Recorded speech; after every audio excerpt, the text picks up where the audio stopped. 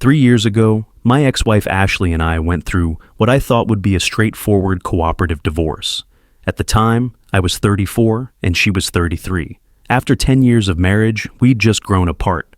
It wasn't anyone's fault, really. We both agreed it was time to move on, and we were going to split everything 50-50, including custody of our 2 kids, Brooke, who was 8, and Brady, who was 6 back then. We even talked about using a mediator to keep things simple and smooth in our Cedar Park neighborhood. I thought we were handling things like adults. Honestly, I was pretty proud of how mature we were being about the whole situation. But, man, I was so wrong about everything that was coming. As an electrical contractor here in Austin, I've been pulling wire and running conduit for 15 years. Good, honest work that paid around $80K a year, enough to keep us comfortable in our little suburb, with the kids in good schools and Ashley able to focus on getting her real estate license. We had joint accounts, shared everything financial. I thought we were solid that way. Things took a turn I never saw coming when I was gathering our financial documents for the divorce paperwork. That's when I found it. Bank statements for an account I'd never seen before. Ashley had been secretly funneling money into this account for over 2 years. $50,000, money from our joint account, from bonuses I'd earned on big commercial jobs, even from the kids' college savings. When I confronted her about it, she didn't deny it. Instead, she flipped the script entirely.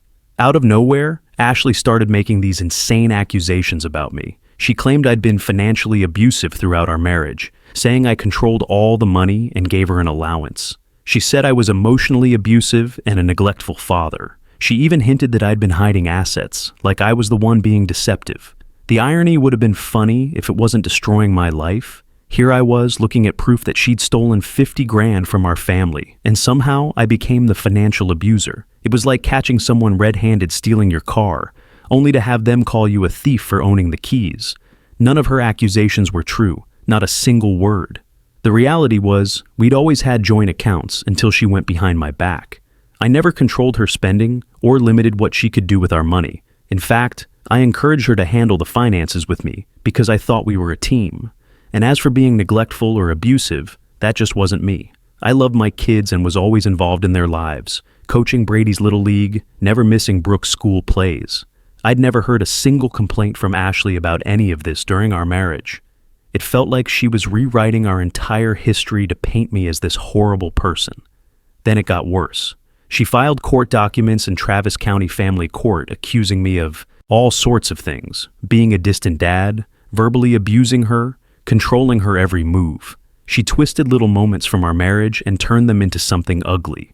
Like the time I suggested we budget for a family vacation, suddenly that became financial control. When I'd asked her to let me know if she'd be late from work so I could handle dinner for the kids, that became surveillance and intimidation.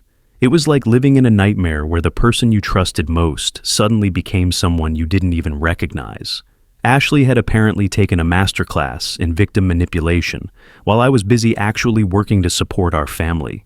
What made it even harder was how my family reacted. I thought at the very least they'd have my back. They knew me. They'd seen me as a husband and father for years. My sister Lindsay worked as an administrator at Round Rock High School. She'd seen me volunteer at school events, help with fundraisers. Surely they'd see through Ashley's lies, right?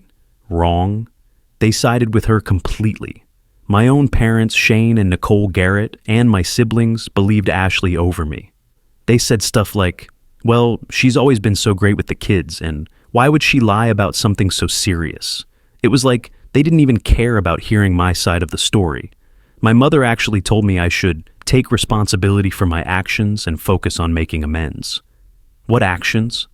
What amends? I was the one getting robbed and lied about. My sister Lindsay even went as far as testifying against me in court. She claimed she'd witnessed me being controlling during family gatherings, which was just insane. I remember one specific example she gave. She said I was possessive and demanding because I'd asked Ashley to text me when she got to her sister's house safely during an ice storm. That was me being concerned about road conditions, not controlling behavior. But Lindsay delivered it with such conviction, such professional authority as an education administrator. She looked the judge straight in the eye and painted a picture of me as this domineering husband who monitored his wife's every move. The fact that she was willing to perjure herself for Ashley still blows my mind. I don't know if Lindsay actually believed Ashley's lies or just wanted to stay on her good side, but her words were the nail in the coffin. Between her testimony and Ashley's accusations, the court ruled heavily in her favor. I lost almost everything. Ashley got primary custody of the kids, and I was relegated to every other weekend visits. On top of that, I had to pay $2,800 a month in alimony, more than a third of my take-home pay. The judge bought into Ashley's story that she needed time to rebuild her life after financial abuse. The whole thing shattered me. It wasn't just losing daily time with my kids or the unfair settlement. It was the betrayal from every single side.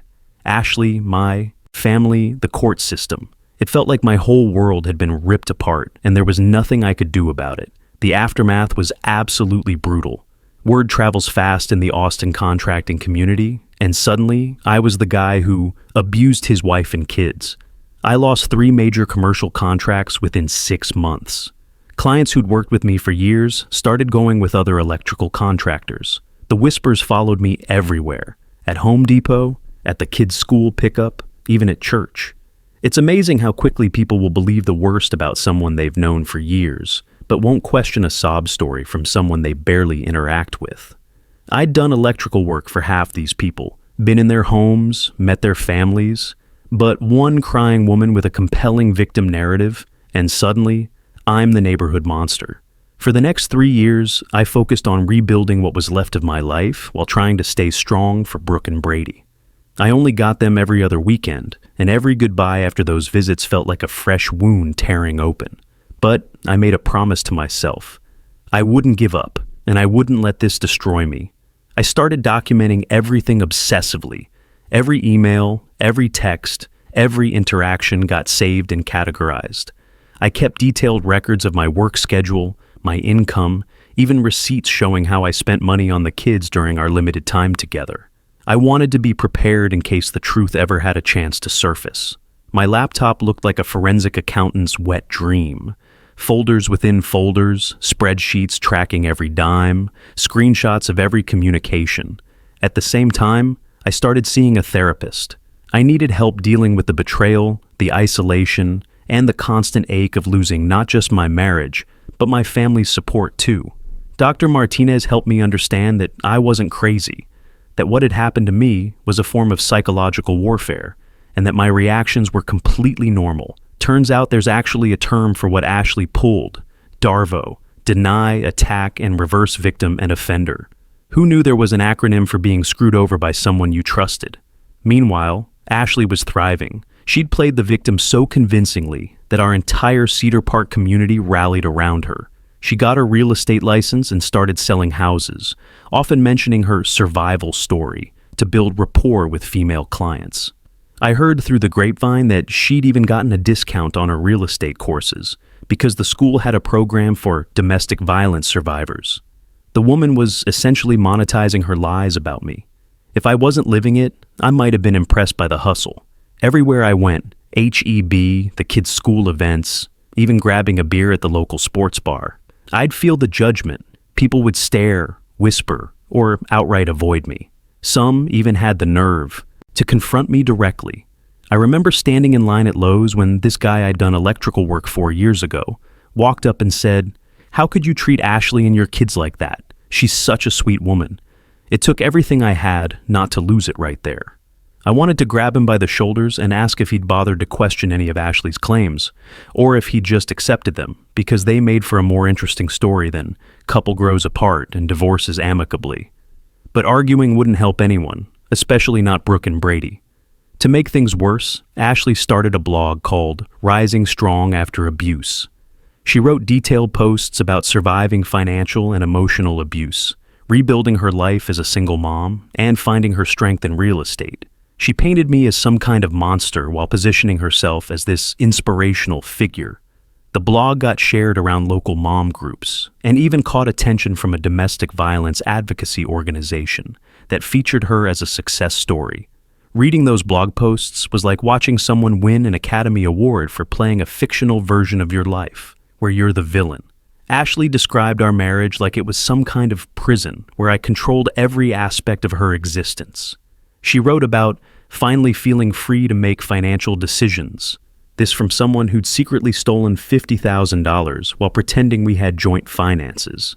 My personal favorite was her post titled, "Red Flags I Wish I'd Seen Earlier," where she listed warning signs of financial abuse that included questioning unusual expenses and wanting to be informed about major purchases. You know, basic adulting behaviors that most married couples consider normal communication. The blog was maddening, but I forced myself to stay focused. My kids were my anchor. They were the only thing that kept me going through the darkest moments. Every other weekend, I'd pick them up and try to be the best father I could be in the limited time I had. We'd go to Chuck E. Cheese, the Austin Zoo, Barton Springs Pool. I was like a divorced dad stereotype, trying to cram all my parenting into 48-hour windows. But I started noticing things during those visits that bothered me. Brooke would sometimes ask strange questions like, "Daddy, why did you get angry when Mommy bought groceries?" Or, "Did you really not want us to be happy?" These weren't natural kid questions. They sounded coached, rehearsed. Brady, who was only 6 when this all started, would sometimes flinch when I raised my voice even slightly, like he'd been taught to expect violence from me. It was heartbreaking to realize that Ashley wasn't content with just destroying my reputation. She was actively poisoning my children against me. She was turning them into witnesses for her fabricated narrative, teaching them to see their father as a threat instead of a protector. The worst part wasn't even the financial hit or the community judgment. It was watching my own children learn to be afraid of me based on lies their mother had fed them. But I kept showing up, kept being patient, kept being the father I'd always been. Slowly, very slowly, they started to relax during our weekends together. Then, 6 months ago, everything changed. Ashley had started dating this guy, Cole, she'd met through her therapy group for divorced parents. At first, I didn't think much of it. She had every right to move on, just like I was trying to do. Hell, I was almost relieved that she might focus her manipulative energy on someone else for a while. Little did I know, she was about to make the mistake that would bring her whole house of lies crashing down. Cole reached out to me through LinkedIn with a message that made my heart stop. He said he had information about Ashley that I needed to see, and would I be willing to meet for coffee? My first instinct was that this was some kind of setup. Maybe Ashley was coaching him to gather more evidence of my controlling behavior or something. But something in his message seemed genuine, desperate even. When we met at a coffee shop in South Austin, Cole told me something that both vindicated me and made my blood boil. Ashley had confided in him about how she'd fabricated the abuse allegations during our divorce. She'd admitted she did it to secure her financial future and make sure she'd get primary custody and maximum support. But it got worse. Cole said that when Ashley realized he was starting to question some of her financial behaviors, like expensive shopping trips she couldn't quite explain, or her reluctance to combine finances even after months of dating, she'd started laying groundwork to paint him as controlling too. That's when he realized she was running the same playbook she'd used on me. The woman was like a one-trick pony, except her trick was destroying men's lives, and she was apparently pretty good at it. Cole came to our meeting with printed text messages and email screenshots. In them, Ashley literally bragged about how easy it had been to turn my family against me. She'd studied our family dynamics and knew exactly which buttons to push. My family had been through something similar years ago when my aunt went through an actually abusive marriage, and Ashley used that history to her advantage. She told them exactly what they needed to hear to trigger their protective instincts. But the most damning evidence was a recorded phone conversation, where Ashley laughed about how she'd coached Brooke and Brady to say negative things about me during the custody evaluation. She'd told them things like, "Daddy gets angry when Mommy spends money," and "Daddy doesn't like it when we're happy." Hearing my children's voices repeating those lies on the recording nearly broke me. What really got me was Ashley's tone in these recordings. She wasn't crying or traumatized. She was gleeful. She talked about manipulating the court system like it was some kind of game she'd won. "The judge ate it up," she told Cole on one recording. "Mason never saw it coming because he's too honest to think like that. Men like him are so easy to destroy because they think everyone plays by the same rules they do." She was right about that last part. I had assumed everyone was operating in good faith, that my family would consider the source and question obvious lies, that the court system would investigate claims instead of just accepting them. I'd played checkers while Ashley was playing chess, and she'd been 3 moves ahead the entire time. But Ashley had made one crucial mistake. she'd kept bragging to Cole about her strategy, thinking he'd be impressed by her cleverness. Instead, he'd started secretly recording their conversations when he realized what kind of person he was dealing with. Turns out, Cole had been through his own nightmare divorce with false allegations, so he knew the warning signs better than most men would. When I saw and heard all the evidence Cole had gathered, I felt a mix of relief and rage that I can barely describe. Finally, the truth was coming out, but at the same time, I couldn't believe how far Ashley had gone to destroy my life and manipulate our children. 3 years. 3 years of my life, of my kids' lives, based on complete fabrications. I immediately took everything to my lawyer, Patricia Williams. Within a week, we'd filed motions to reopen the divorce settlement and modify the custody arrangement. But that wasn't all. I'd also decided to pursue legal action against my family members who'd testified against me. Patricia believed we had strong cases for defamation and intentional infliction of emotional distress, especially against Lindsay. Her false testimony as a supposed education professional had carried significant weight with the judge. The look on Patricia's face when she reviewed Cole's evidence was priceless. She'd been practicing family law for 20 years and thought she'd seen everything.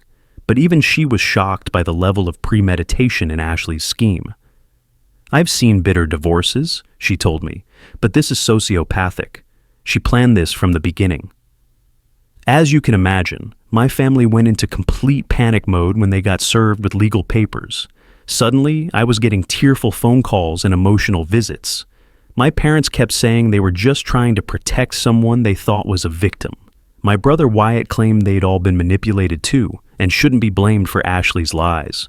Lindsay showed up at my house, crying, begging me not to ruin her career at the school district. "I thought I was helping," she kept saying. "I thought I was protecting Ashley and the kids." But when I asked her if she'd bothered to verify any of Ashley's claims, or consider that her own brother might be telling the truth, she had no answer. The thing about truth is that once it starts coming out, it's like pulling a thread on a sweater. Everything begins to unravel fast. My family's desperate attempts to minimize their role would have been amusing if they hadn't cost me 3 years of my life. "I thought I was helping" became their favorite refrain, as if good intentions somehow excused perjury. But here's what really got me. Not one of them had bothered to ask for my side of the story back then. They'd been so eager to play White Knight for Ashley that they'd completely forgotten I was their actual flesh and blood. The legal battle moved quickly once Cole's evidence was presented. The judge who'd originally ruled against me was clearly disturbed by the recordings and text messages. During one hearing, when they played Ashley's recording, where she laughed about manipulating Lindsay by calling her the family hero who always wants to save everyone, I watched my sister's face crumble in the gallery. For the first time, she seemed to understand how she'd been played. Ashley tried every trick in the book to discredit Cole, claiming he was just a bitter ex-boyfriend seeking revenge. That strategy backfired spectacularly when 3 of her closest friends came forward with sworn affidavits about conversations where Ashley had bragged about playing the divorce game perfectly. One friend, Maria, even testified that she'd felt uncomfortable at the time, but stayed quiet to preserve their friendship. It turns out Ashley had been running her mouth about her brilliant strategy to quite a few people. She'd apparently thought her friends would be impressed by how cleverly she'd manipulated the system. Instead, they'd been quietly horrified and just waiting for someone brave enough to speak up first. The custody modification hearing was the most emotional day of the entire process. Both Brooke and Brady, now 11 and 9, asked to speak with the judge privately. I don't know exactly what they said, but when they came out of chambers, both kids ran straight to me instead of their mother. Brooke whispered, "I'm sorry, Daddy. I didn't understand what was happening before." That moment, feeling my daughter's arms around me, knowing she finally understood that I'd never stopped fighting for them, made every sleepless night and every dollar spent on legal fees worth it. The judge's final ruling was everything I'd hoped for and more. Primary custody was reversed. The kids would live with me during the school week and spend alternating weekends with Ashley, with her visits supervised until she completed counseling and demonstrated stability. The alimony was terminated immediately, and Ashley was ordered to pay $35,000 toward my legal costs. But the real satisfaction came from watching Ashley's carefully constructed victim narrative collapse in real time. The same community that had once rallied around her began to turn. Her real estate career took a nosedive as word of the truth spread throughout Austin. Several of her former clients left negative reviews mentioning her dishonesty, and her broker quietly moved her to a less prominent role in the office. Her precious blog about surviving abuse disappeared overnight, though screenshots of her posts were now evidence in our ongoing legal cases. I heard through the grapevine that the domestic violence organization quietly removed her from their success story features and asked her to stop using their name in her marketing materials. Watching Ashley's social media presence shrink from inspirational survivor content to radio silence was like watching a house of cards collapse in slow motion. All those carefully curated posts about rising strong and finding my voice, gone. Turns out it's hard to maintain a victim brand when everyone knows you're actually the perpetrator. My contracting business bounced back stronger than ever. Clients who distanced themselves returned with apologies and new projects. Word spread in the construction community about what really happened, and I gained a reputation not just as a skilled electrician, but as a man who stood up for his kids and fought for the truth against impossible odds. The most satisfying moment came last month at Brooke's school science fair. As I was helping her set up her project about electrical circuits, something we'd been working on together in my garage workshop, several parents who'd shunned me for years approached to apologize and offer support. One father, whose wife had been particularly vocal about Ashley's brave survival story, pulled me aside and said, "I should have known better. You never seemed like the type, but she was so convincing." I appreciated his apology, but couldn't help wondering how many other innocent men were sitting in prison or paying alimony because people found accusers convincing without bothering to investigate. As for my family, the civil case is still ongoing, but they've already offered a settlement that includes public apologies, covering my therapy costs, and contributing to Brooke and Brady's college funds.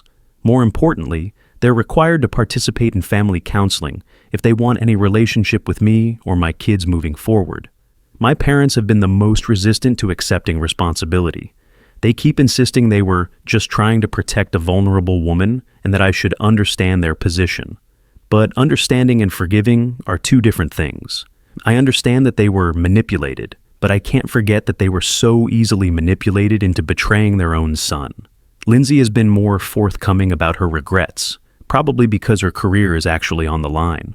Word has started to spread at her school district about her involvement in the case, and some parents are questioning whether someone who lied under oath should be trusted with their children's education.